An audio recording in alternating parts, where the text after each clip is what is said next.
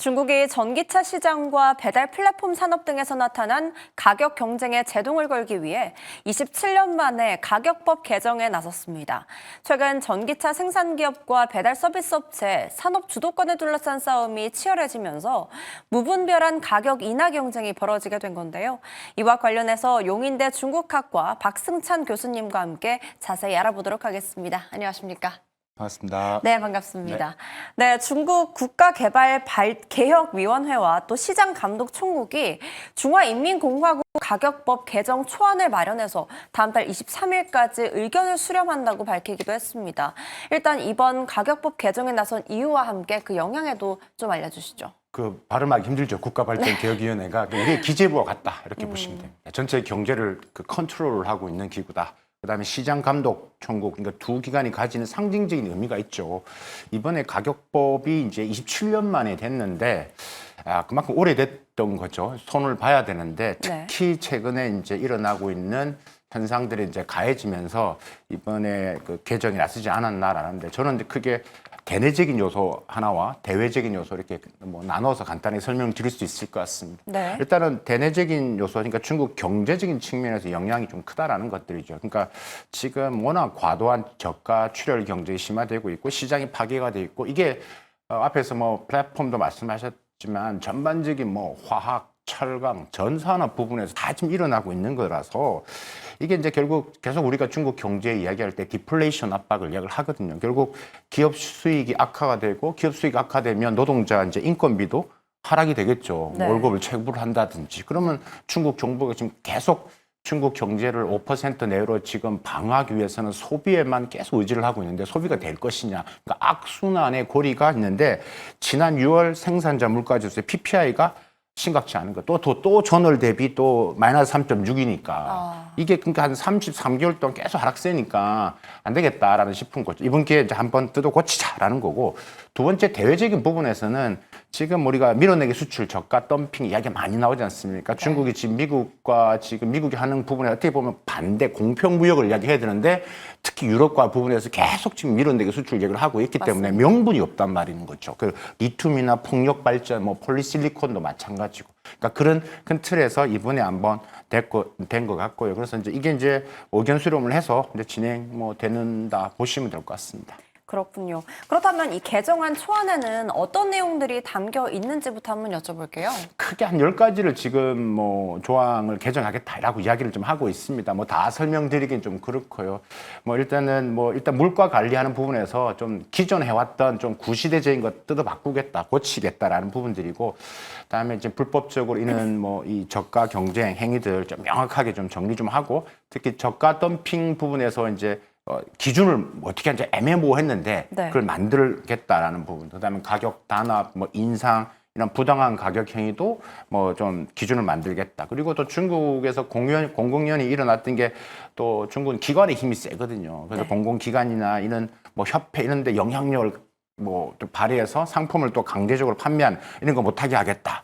그다음에 또 최근에 또 가장 이슈가 되니까 데이터, 알고리즘 이런 부분을 통해서 부당 가격 행위를 하는 것들 이런 것들까지 해서 한다라고 이야기를 하고 있고요. 또 벌금도 기존에는 우리가 이제 정철제 가격을 좀 위반해서 하면 한 100만 원 정도였거든요, 벌금이. 근데 이걸 한 10배, 한 1000만 원 정도로 과세하겠다. 이런 식으로 지금 하고 있다. 이렇게 보시면 되겠습니다. 네, 그 중에서 조금 주목을 끌만한 게 현행에는 물리적 상품에만 적용이 됐었는데 이 규제를 디지털 플랫폼과 서비스 분야로 확대했다는 부분인 것 같습니다. 그렇습니다. 이게 특별한 이유가 있는지 아니면 시대 흐름인지. 그렇죠. 시대 흐름이죠. 이게 있는데 근데 사실 이번에 가격법 수정 초안만 보시지 마시고 이게 중국에서는 3가지 법안을 같이 보는 경향이 있습니다. 그러니까 첫 번째가 뭐냐면 2018년도 했던 반독점법, 그러니까 플랫폼 관련된 부분이죠. 그 다음에 이제 10월 15일 날 이제 시행에 들어간 반부정당 경쟁법이라는 게 있습니다. 그 다음에 우리가 지금 오늘 이야기하는 가격법, 요 3개가 이제 앞으로 이제 디지털 플랫폼이라는 서비스 분야 부분에서 이제 같이 이제 하겠다라는 부분들이죠. 그래서 특히 이제 플랫폼 모든 부분들이 이제 소비 자체가 이제 오프라인보다는 온라인이 더 비중이 크다 보니까 그러니까 생태계가 이제 너무 이제 독점 위주로 가고 그러니까 이런 부분에서 이제 중간 또 그러니까 우리 같은 중간 기업이라든지 혹은 영세 중소기업들 그러니까 이 기업들이 전부 다 이제 도산을 하고 그러다 보니까 또 이제 노동자 영향이 있다 보니까 전반적인 악순환이 있기 때문에 경제 체질의 변화, 그래서 기존에 해왔던 부분들 가격법도 같이 바뀌어야 된다라는 이제 의견이 되면서 이번에 뭐 이렇게 디지털 플랫폼, 기존에 뭐 상품 위주였다면 서비스, 무형의 서비스, 그다음에 디지털 플랫폼까지, 특히 이제 이 플랫폼 부분들이 이제 뭐 많이 좀 확대된 부분이고, 이번에 또 중국 내에서도 그 부분에 대해서 좀 초점을 가지고 그러니까 집중해서 많이 지금 이야기를 하고 있는 것 같습니다. 그렇군요. 그렇다면 이제 그 중에서도 가격 경쟁의 사례들에 대해서 한번 살펴보도록 하겠습니다.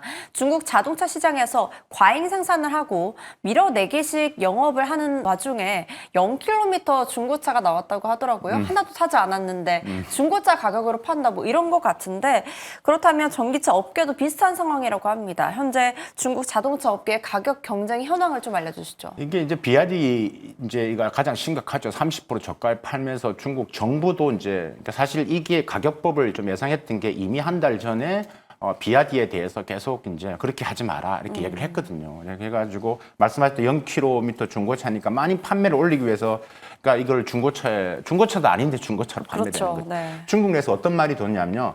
전기차 한 대 팔면 한 대 손해 본다. 한 대 파는 게 한 대를 손해 보는 경우다라는 거예요. 그러니까 예를 들면 이런 겁니다. 지금 2018년도 제가 간단한 데이터 하나 말씀드려보면 우리 시청자분들께서 좀 더 이해가 편하실 텐데 전기차 관련된 공장이 한 480개 정도 있었어요. 근데 거의 뭐 반 이상은 다 없어진 거죠.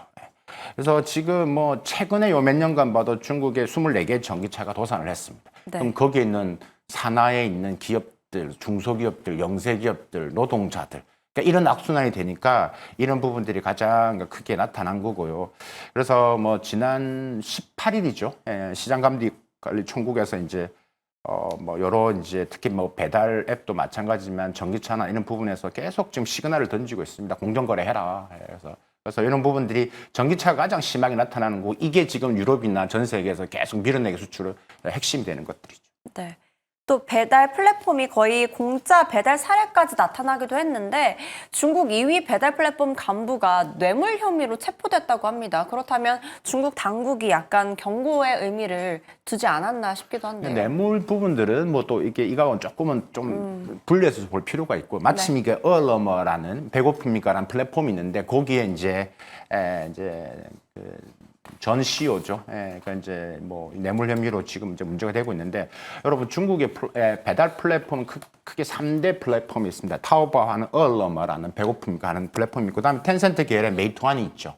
그다음 최근에 올해 들어서 이제 이 양대 산맥의 배달 플랫폼의 찡동이라는 중국에서의 이 우리가 온라인 플랫폼이 또 들어갔죠. 그래서 이 세 개의 플랫폼 간의 치열한 경쟁이 지금 벌어지고 있기 때문에 보조금을 막 쏩니다. 그래서 뭐 우리 돈 규모를 보면요, 지난 2월달에 아까 타오바 같은 경우도 한 우리 돈 10조 원 규모의 보조금을 줘서 하는 것들이죠. 메이투안도 마찬가지입니다. 영위한 배달 비용을 하고요.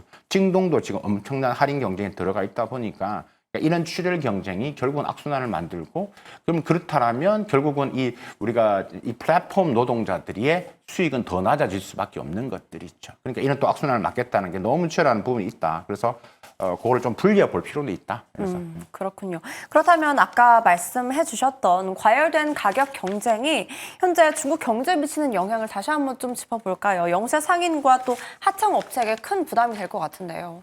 그럼요. 가장 큰 건 디플레이션 우려입니다. 디플레이션 부분이 그거 제가 아까 대내적인 요소와 대외적인 요소를 말씀드렸던 부분들이기 때문에 일단은 소비를 키워야 되는데 이게 소비에도 악순환이 될 수 있다. 인건비가 줄어들면 소비를 하겠습니까? 근데 그 원인이 바로 거기다라고 보는 것들이죠.